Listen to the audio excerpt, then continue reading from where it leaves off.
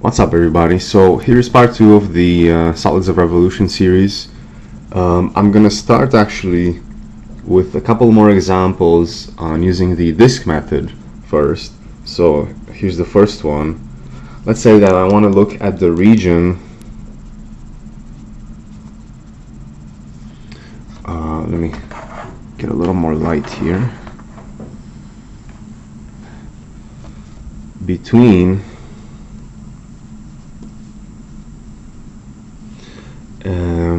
the following curves: y equals x squared plus 1, y equals 1, x equals 1, and I'm doing this about the y-axis.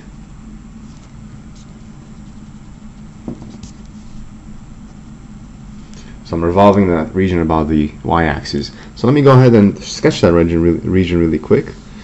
It looks something like this. I have the x squared plus 1, that's a parabola opening up opening up and shifted up 1. But it's bounded by the line y equals 1. So this is y equals 1. And x equals 1. So x equals 1 is just the vertical line here, just like so. Okay, so this is the region that I'm revolving about the y-axis. So if I revolve that, the following is the picture that I'm going to get. It's going to look something like this. So I have goes 1, 1, 2 here.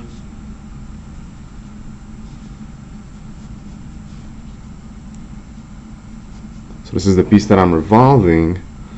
When I revolve it, I basically get this cylinder shape, but it's hollow in the middle, right, because there's that missing bowl piece from inside the cylinder. So this is the outside. Let me shade it really quickly just to give a little bit of depth perception. And the inside is that missing bowl piece.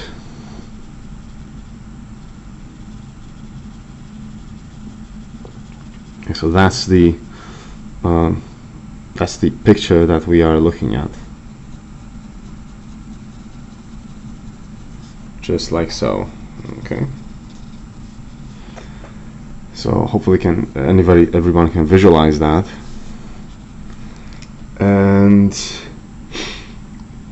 if I want to compute this volume around the y-axis, of course I need the radius, right? But notice that the cross-section here is basically going to be a washer. There's going to be a missing middle piece, right?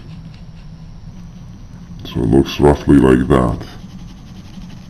When I shade in the cross-section, get something that looks like that. Okay, and the missing middle piece comes from the hollowed out part of the parabola right here. So of course, to get the area of that piece, I need to do a difference of areas. So the area is going to be, let's see, it's pi the big radius squared minus pi little radius squared, right? The big radius being that, the little radius being the little one there. And the big radius is given by this here. So that is a constant of 1, whereas the little radius is given by the parabola part, right? So the little radius is basically going to be this distance right here, which is just the x coordinate. Okay, so little r is going to be x.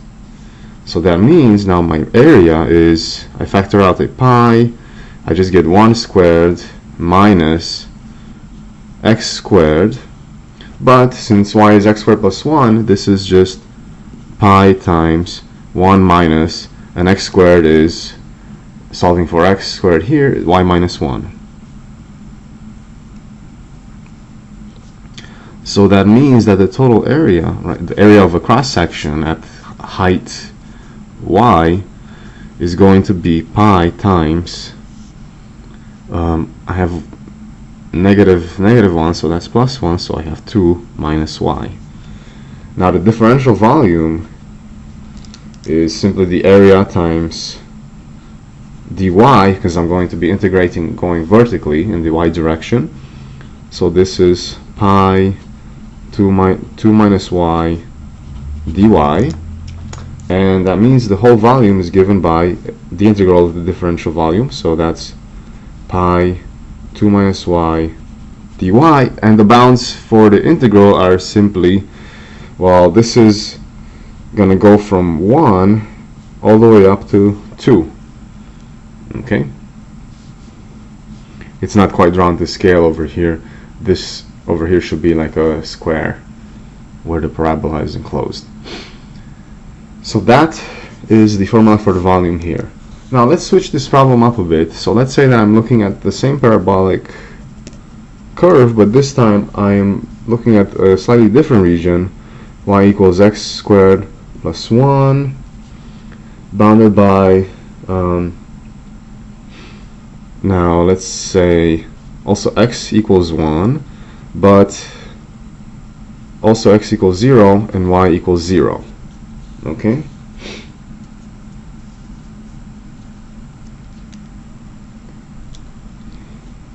So what is that going to look like? Very similar to the thing that we just had. Running it by x equals 1, x equals 0, and y equals 0. So now I am doing the following.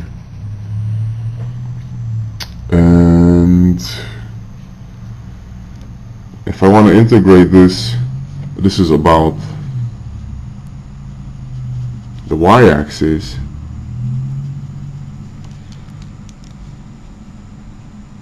If I want to do this, basically what it's going to look like is I get the same cylinder, but it's going to have a full bottom, right? So let's do a quick sketch of that. There's the cylinder part. There's a hollowed out piece here.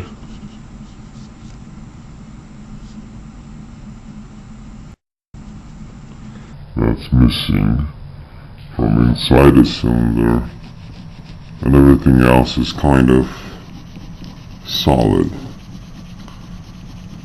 These are not quite easy to draw when you have some hollowed piece like that missing. It's a little bit more difficult. But you get the point, right? So now if I want to find the volume, of course for the top piece I can just compute it like that, but I have to split this up into two integrals because I also need to find the volume given by this square region over here. So it's going to be integral from 0 to 1 pi, radius here is a constant of 1, dy, plus what we had before, the integral from 1 to 2 pi. Okay, so in this particular case, because I'm splitting this, basically I have a region down here that's a square that's revolved, and a different region that's given by this hollowed out piece, right? I have to write it as two integrals for the y, and when I do it about the y-axis. Now let's do the one that we just did above, but let's do it about the x-axis. So again, I have y equals x squared plus 1, y equals 1, x equals 1, about the x-axis. Let's see how the picture changes when I do this. And well, let's guess the region first that I'm revolving. 1, 2, 1 here. There's the parabola part.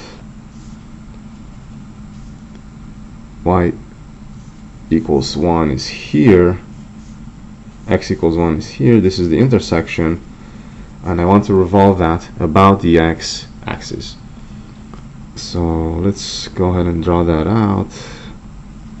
I have this piece that I'm revolving.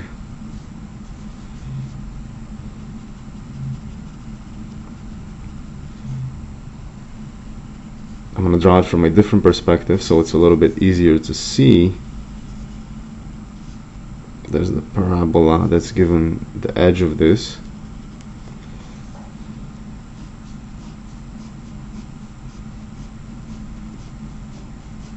Basically looks something like this, except it is completely hollow on the inside, so there is a gap. Okay, that's the axis of revolution, which is the x-axis. So what is this going to look? How do we set up the integral for this? Well, this time the bigger radius is given by that, whereas the little radius is given by that, right? So big radius, x squared plus 1, little radius is constant of 1, right? That's given by that as the inner radius.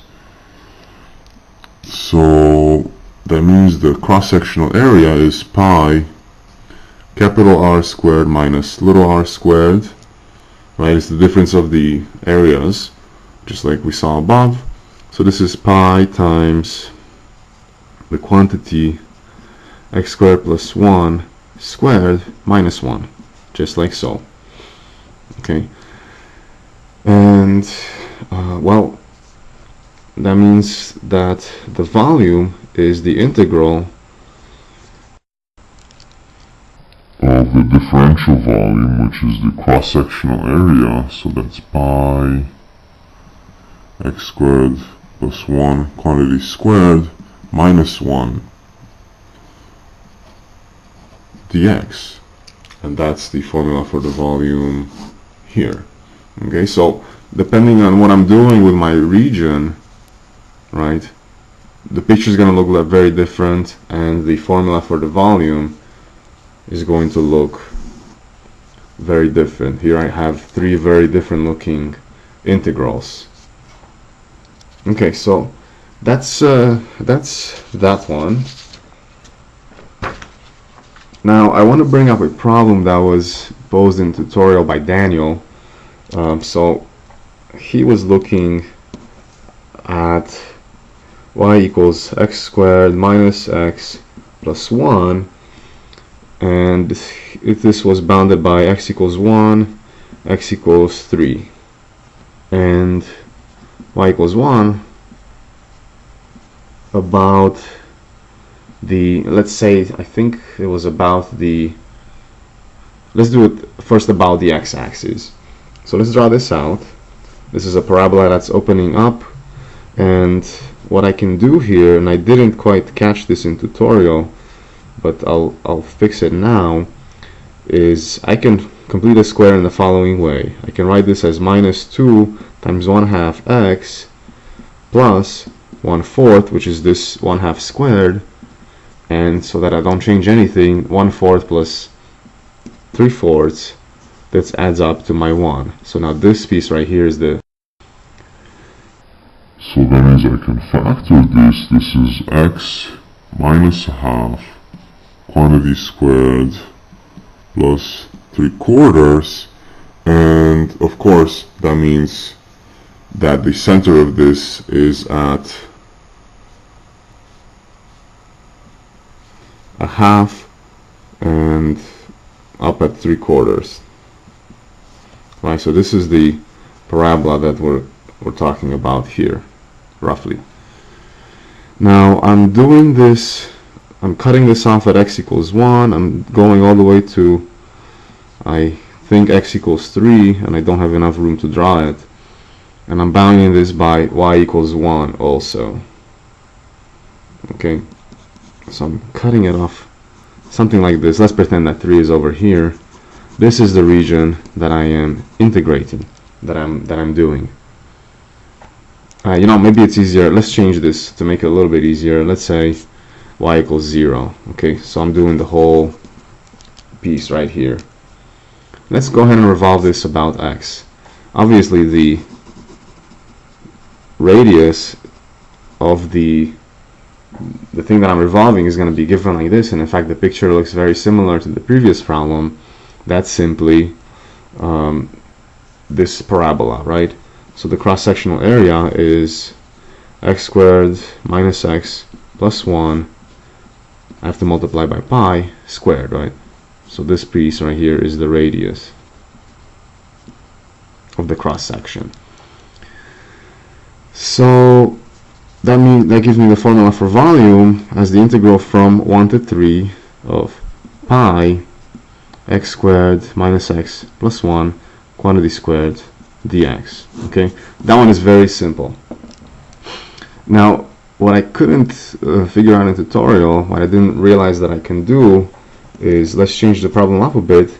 Let's say that I have y equals x squared minus x plus 1, and I have it between x equals 1, x equals 3, and let's say y equals 1, but I'm doing this about y. So again, the first one, I changed this to y equals 0 just because I want my integral to be simple. I don't want to have to subtract the little radius here. But now I am cutting it off at y equals 1. So let's take a look. What that's going to look like is pretty much, let's say 1, 2, 3 is here. Whatever, I'm not sure how tall that's going to be, but it's going to look something like this, right? So that's the piece that I'm revolving.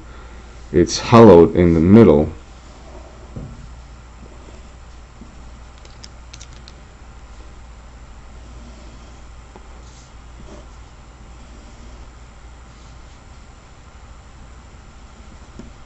And a typical cross-section is going to be, let's have a look, like that. Okay, so now I actually have a difference of 2 radii. Obviously the outer radii, the big one, is just the constant x equals 3, right? That's the distance between that and the y-axis. And the little radii is given by x. But I was able to rewrite this parabola as, once I completed a square, x minus a half quantity squared plus 3/4. So that means I can actually solve for x in this equation, right? So I have x minus a half. It's going to be the square root of y minus 3/4, which means x is 1/2 plus square root y minus 3/4. Okay, so I'm able to solve for that. And what do we have? We have the cross-sectional area. Let's compute it separately here. It's pi, big radius minus little radius. They're squared like that because it's a different radii. So it's pi 9 minus x squared, because the little radius is just the distance x here. That's that one. Okay, so let me write the formula for the integral. Integral is going to run, it's going to go in the y direction, so it's going to go from y equals 1 to y equals whatever I get when I plug in 3 here. So let me do it quickly on the side. Y of 3 is 9 minus 3 plus 1, so just minus 2, that's 7. So I go from 1 to 7 on the bounds, and I'm doing the cross-sectional area, pi times the quantity 9 minus, and I have to square this x here, right? 1/2 plus y minus 3/4, but that's under the square root, quantity squared, just like so. So it's kind of a messy integral to perform, but once you square this out, you just integrate term by term, you can do it, right? And dy, okay, because this is an integral going in the vertical y direction, so it is with respect to y. So that's the problem that Daniel was asking, and I'll talk about it in tutorial again. But let's shift gears a little bit, right? So far this has still been covering cylindrical methods, and I think what I'll do now is I will start to talk a little bit about volumes of solids with known cross sections. So this is a pretty interesting topic. Let me just fix this camera thing. So the idea behind solids of with known cross sections is, let's say that you are placing some kind of solid on your xy plane. So I'm going to draw the xy plane right here, right? This is going to be the x direction. This right here is going to be the y direction. Okay, so imagine I'm looking at a sheet of paper from an angle, right? I'm looking at my xy plane from an angle, and let's say that I know that at any point, let's say this time in the y direction, the cross section has some known shape. So in this case, what I'll do is I'll draw it as a square.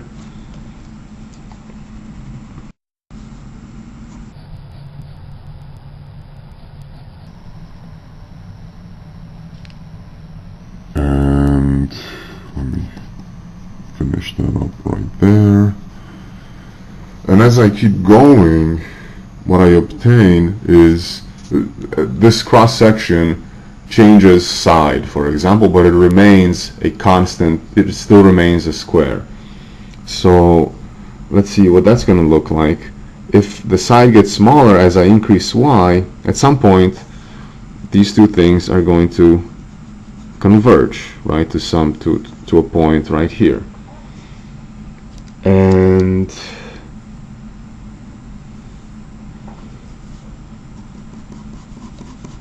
this is going to be an interesting drawing to make.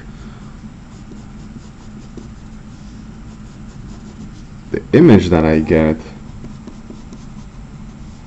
basically looks like this, right? So when I take another cross section later on, I still have a square,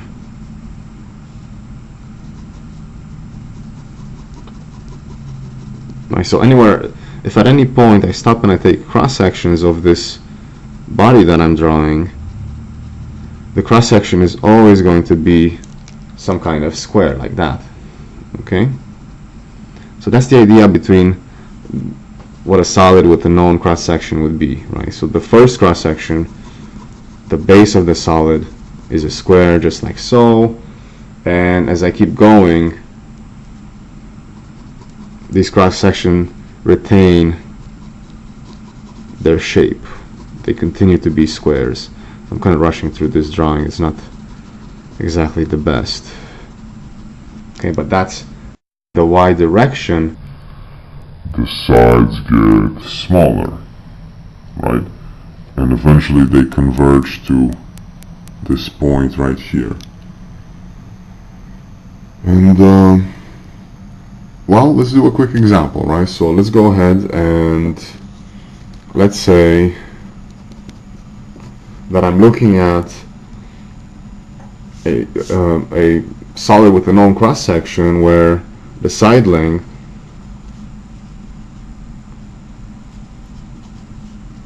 is going to be,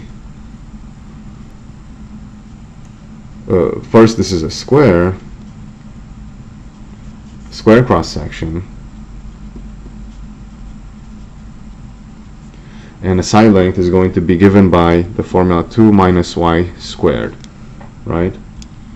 So this is going to drop to 0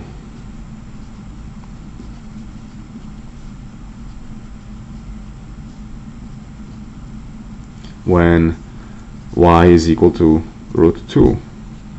Okay, so I start with y equals 0, the side length is 2. When y is root 2, the side length is that. let me draw a quick picture to show you what I mean.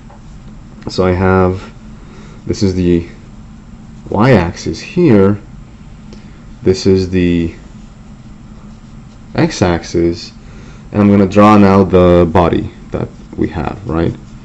So I start with a side length of 2 here. That's going to be a square, roughly.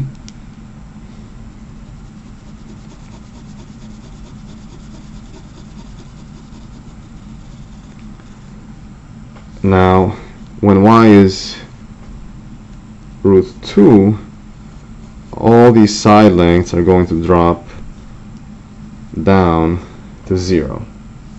Okay?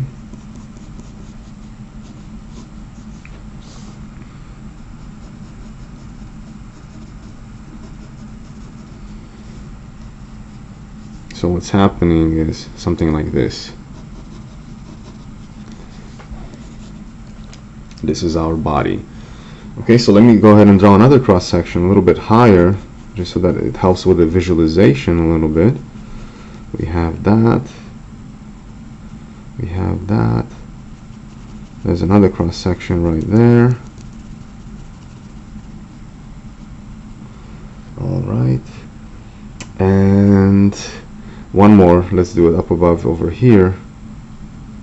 There's another square cross section, let's say up there. Okay, so as you move up in the y direction, the side length gets smaller and smaller up until it reaches 0, but the cross section remains a square, which means I can calculate the area of the cross section. That's simply the side length quantity squared,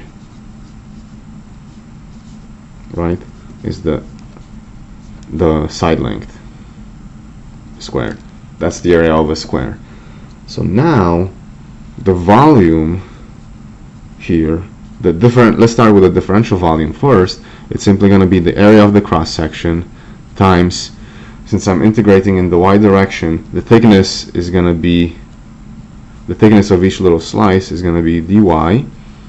So the differential volume is the cross-sectional area times dy, and that means the volume here is going to be the integral of this area, which by the way depends on y. It's a function of y times dy. So let's plug that in. Let's see what that's going to equal to. First, it's going to be the integral from 0 to root 2. I start at 0 because that's that's the base of the solid, and I end at root 2 because that's the tip of the solid. That's where the cross section goes down to 0. Right? That's when it goes down to a point, not to 0.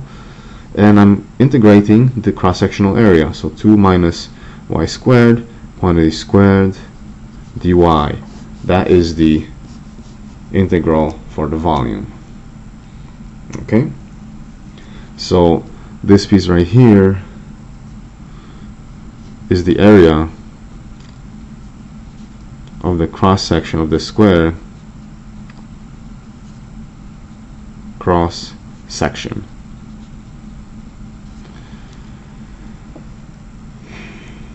Okay, let's do a couple more examples. So now let's say that I have a triangular cross-section. I think I'll start a new sheet of paper because this one requires a bit more space. So let me do that.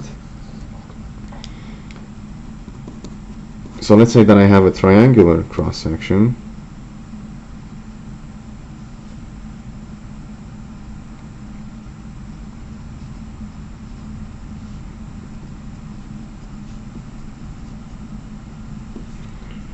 And in fact, let's make it an equilateral triangle.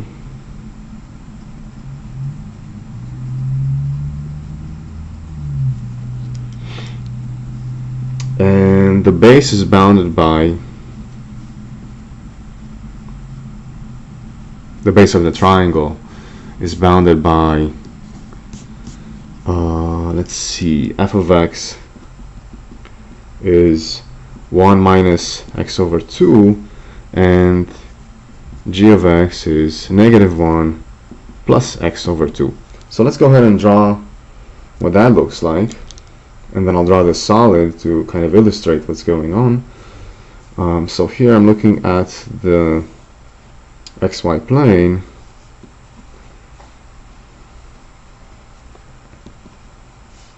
from above, and on one end I have one line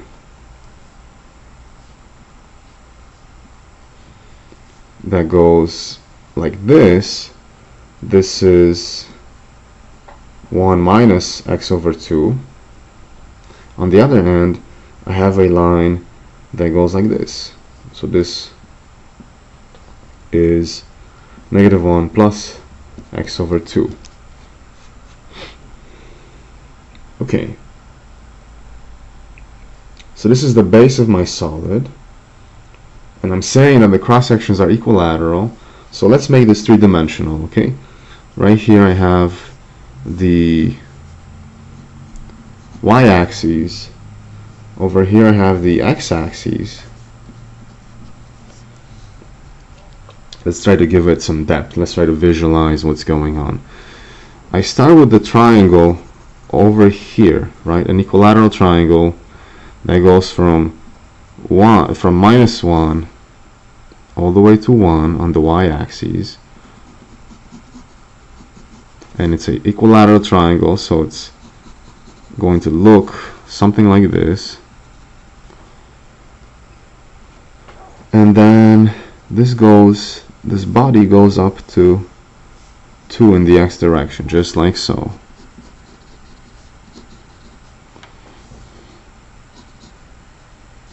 Let me make that, I have to change the angle of the paper a little bit, it's harder to draw like this. So this goes like that. This goes all the way over there.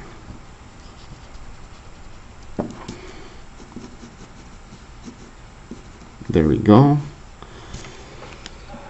So this is the first cross section, and the cross sections are just going to get smaller and smaller. Okay, so if I take another cross section later over here, what that's going to look like is something like this, but it's still an equilateral triangle. However, the base of the triangle, which is this part, right, this is the base of the triangle here, is bounded by these two lines. So the second cross section that I drew is somewhere over here.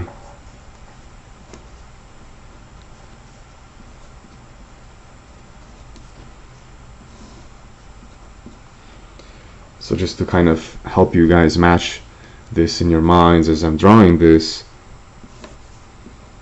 this is the second. And I'll draw one more just to kind of make sure everybody can see what's happening.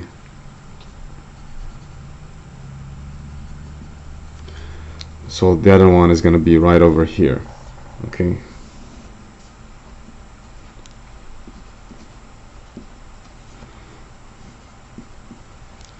So that's the third cross section there. Perfect.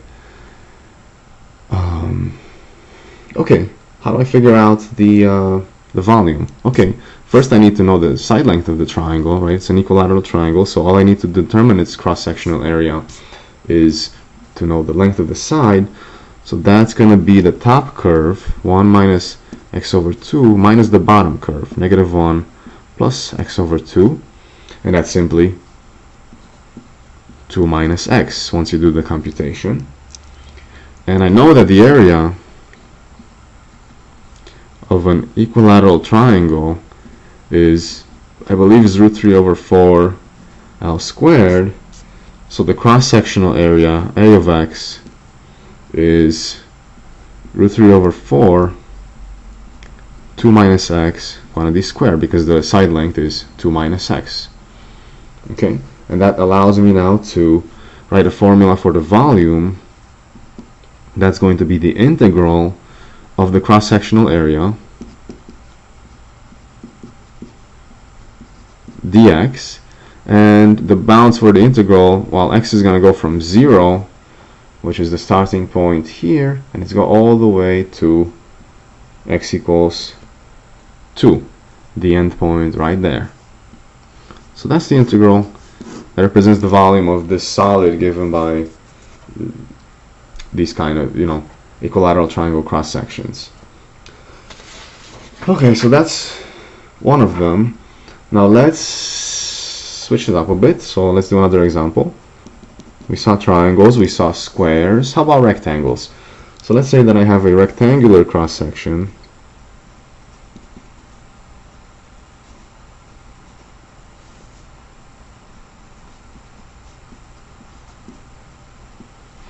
where I have the width equal x and the height equals x over 2. Okay, so again the solid is going to be built in the x direction. So let's draw a quick sketch of that solid. Here's going to be my y-axis, here's going to be my x-axis, and obviously when x is 0 I have a single point, right? And I'm going to go from x equals 0, let's go say up to 3. So I'll draw 1, 2, 3 over there. Okay, when x equals 3, the base is going to be about the same length as that, roughly. The height is about half. So this, now I'm constructing the biggest rectangle that we're going to see in this solid, and what's going to happen is the solid is going to look pretty much like a pyramid. So let me draw it out and then I'll turn the paper so you can all see what's happening.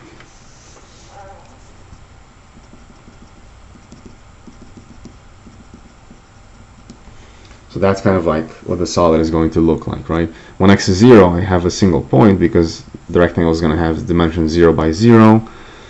When x is, let's do a couple more cross sections. So I'll do a cross section right here. It's rectangular. It looks like that. Let's do another cross section here.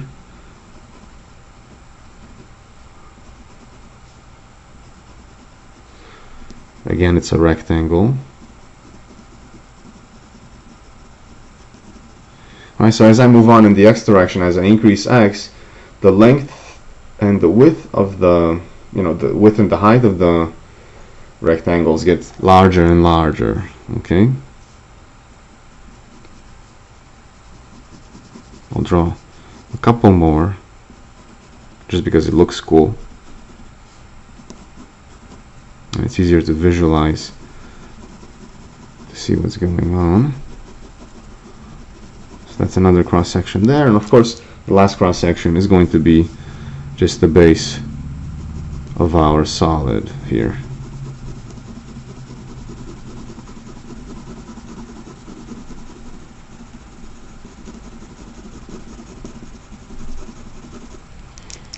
So hopefully everyone can kind of visualize what's going on over here.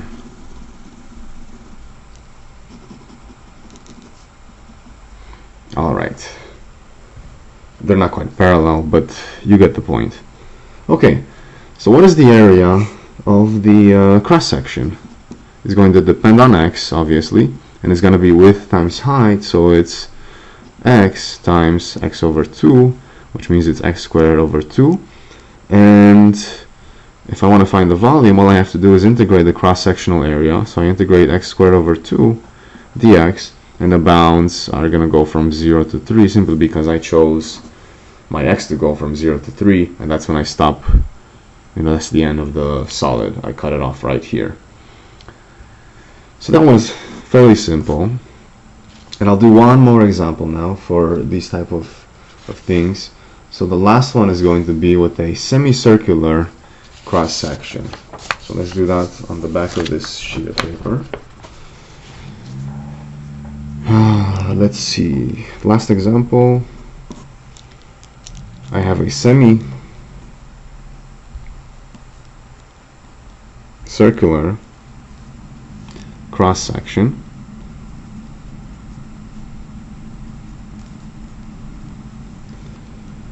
where the radius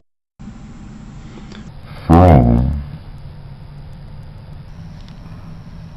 y equals 1 to, let's say, y equals 2. Okay, so we have to draw it out. This is going to be my y-axis. This right here will be the x-axis. I go from y equals 1 to y equals 2. Over here the side length is going to be 1. Not the side length, I'm sorry, the radius is going to be 1. So I'm going to make it a little larger. And the image is just a semicircle, just like so. And of course, when y is equal to 2, the radius is going to be 2.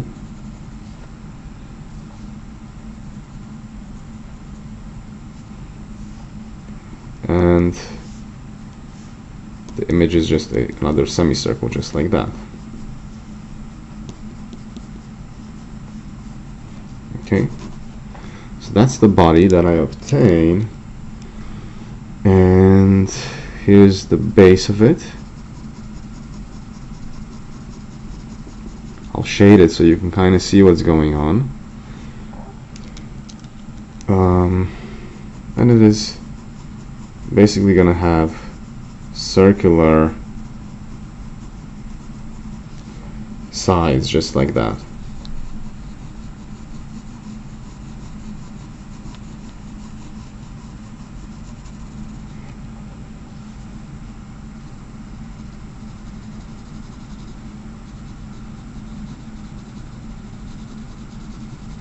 Takes a little bit to shade this, but I do want you guys to be able to visualize this.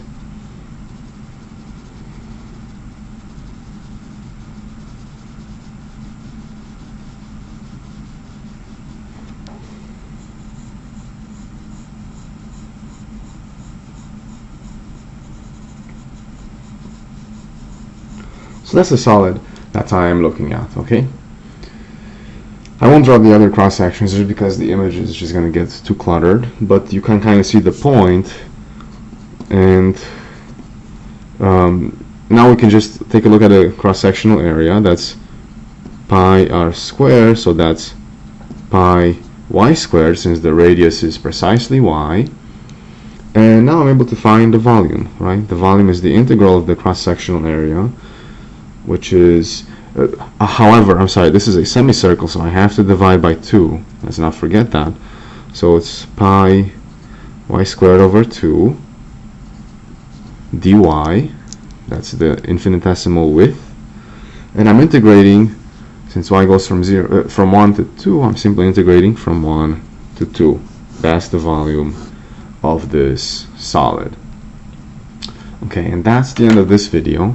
And I'll make another one where I talk about the cylindrical shell method.